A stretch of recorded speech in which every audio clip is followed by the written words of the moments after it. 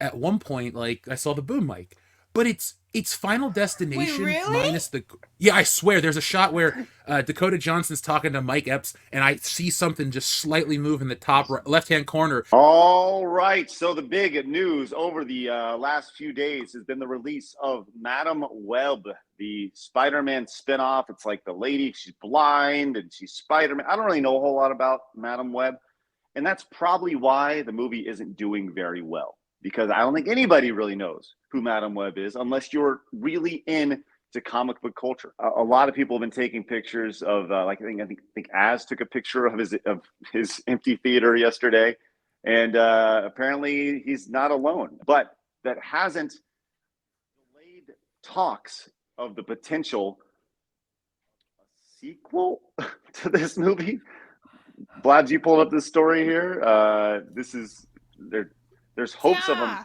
I think it's ironic considering that this movie just was released. It's basically empty for all the premieres on a Wednesday when they're already discussing the possibility of a sequel. I'm just saying. It's are they getting BlackRock money or something? Because they're definitely not getting money from viewers. So Yeah. how is this even a thing?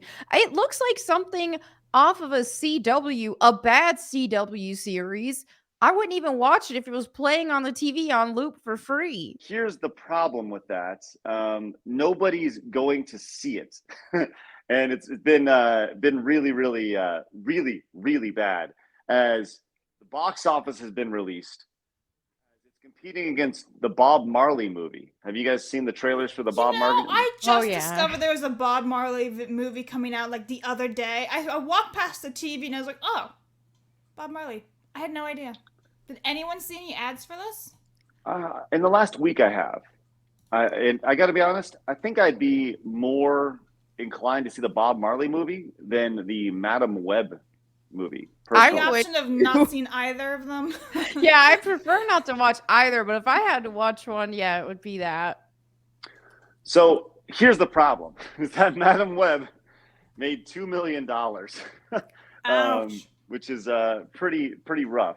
This is just over the last couple days. Says Madam Web grossed $2.2 million its second day of release, bringing the domestic total to $8.2 million. The film should earn 26. That they're expecting 26.8 million over the extended holiday period.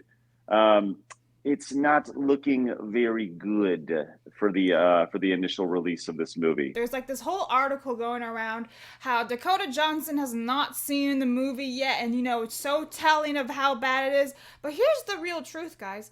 Most actors and actresses do not watch their own movies. They walk Right. the red carpet in the premiere, and then they dip and they go eat pizza or something. It's not like they actually go sit there and watch, because most of them don't like watching themselves on the screen.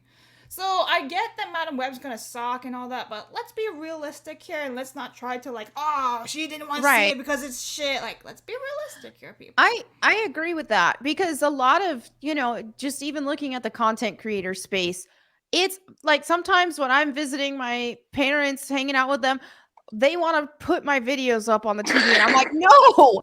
I will say this, man. They were doing their best to get their eyes on the product. And how often have we seen these women who don't embrace the wonderful shape of a woman, and they wear these right. I reached out to our friends, World Class Bullshitters, who has actually seen Madam Web. Jeff has joined us. What's up, buddy? How are you? Hey, what's up, guys? How we doing today? Just talking about Madam Web, and it's kind of like underperforming at the box office, and none of us had seen it. You've obviously seen it. We figured you'd give us, I saw your review. Your review looks like it's doing pretty well. And you pretty much gave an overview of like the story and everything behind it. But when you went and you were literally the only person in the theater. Correct. Literally the only one. There was no one else in there. It felt like I was Elon Musk and I had my own movie theater in my house. Like, I walked in and I looked around. I filmed it so you can see it in the video, and we have a short. But I look around, I'm like, there's nobody here. The movie starts. The door never opened. No one ever came in. I walked around during the movie. I took pictures in the movie. I walked around the theater, and then at the very end when the credits were rolling, I started to film the theater again because no one ever came into the theater. Wow, that's funny. Did you have to clean up your own mess with the popcorn afterwards too? I didn't even really make a mess. I just kind of threw my popcorn away and that was it. I don't think they'll have to clean this theater after me. So That's awesome. So, well, I'm not a big comic book guy, right? Um, Mel's not, we have no idea who Madam Web is. And I think that's the biggest thing for us is this is a character that is very fringe to the bigger zeitgeist of like comic book characters. When, you think of like the X-Men and characters like that, Madam Web is from what I understand, a blind female version of Spider-Man. I guess. I don't know. she's like okay, so if you ever watched the cartoon back in the 90s, Madam Web is like prominently featured in that. That's probably the thing she's most known for is that cartoon. But in reality, she doesn't even have the same power Spider-Man has. She's confined to like a chair that's connected to these webs, and she's this like mystic psychic. She helps Spider-Man tap into the mystical side of his spider powers. It gets convoluted. Like the guy in the movie is from another storyline. Here's the thing though about the movie. It's actually so bad it's good. So if you're not even worried about the comic booky stuff, it's like a really terrible movie, but it's so fun to watch because it's so poorly made. It's cheap looking. It has like no action. The three women that look like the leads, they play kids the entire time and all the action is in a flashback. Like there's nothing going on in this movie. It's so bland. It's hilarious. Wow. Your review said, I think I'm going to quote you on this. There's no redeeming factor about this movie or something along those lines.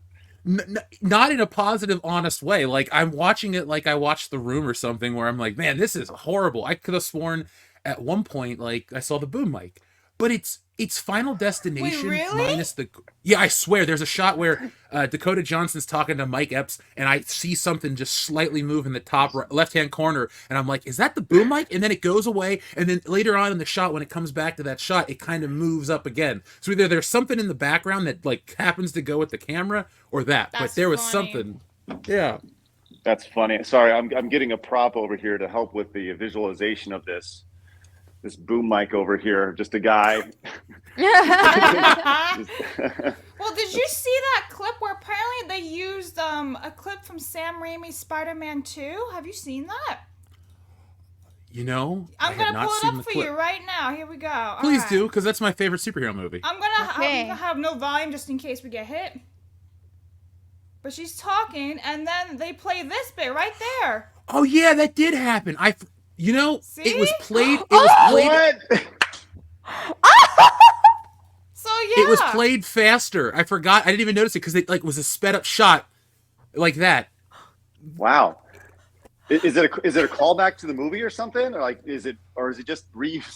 It's like That's what's reused that about? footage, I think. Yeah, that's the end of the movie. Like what you just looked at. That's after. Like this whole movie is about how she gets her powers and how she becomes confined to the chair and how she goes blind. Like most of this movie is her driving around in a stolen taxi cab with three teenage girls, listening to Britney Spears. Like that's a plot point. Britney Spears is a plot point. Anything to tell you it's 2003 is a plot point. Like it's I don't know, it's a thin movie. Wait, So- it's set in 2003 era. Yeah, it tells you it's 2003. Okay. And I didn't know it that. follows the birth of Peter Parker. Like that's the background plot. Okay. Yeah. Wow. Okay. So Okay. what you're telling me is that the producer is hoping for a sequel. You're telling me that you don't think that the sequel is probably going to be made.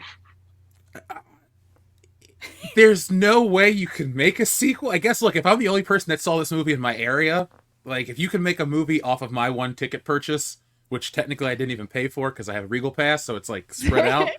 Like if you can make a movie based on that, more power to you. But I mean, there's nowhere to go with this. It would be the hokiest sequel ever.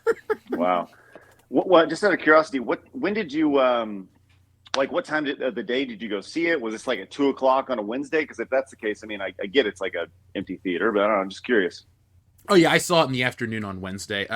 I didn't see the first screening or the second screening because I just wanted to get a review out because that's how the YouTube thing works. You got to be there early. Mhm. But I've literally never gone to a movie at the same time with no one in there. Like I've gone to see like Indiana Jones at the same time in the afternoon at the same theater. It was pretty full of old people. That's the thing I noticed about Indiana Jones 5. It was like really old folks. We're talking, there was a man on a walker, there was old couples, like it was all old people. So that's fine.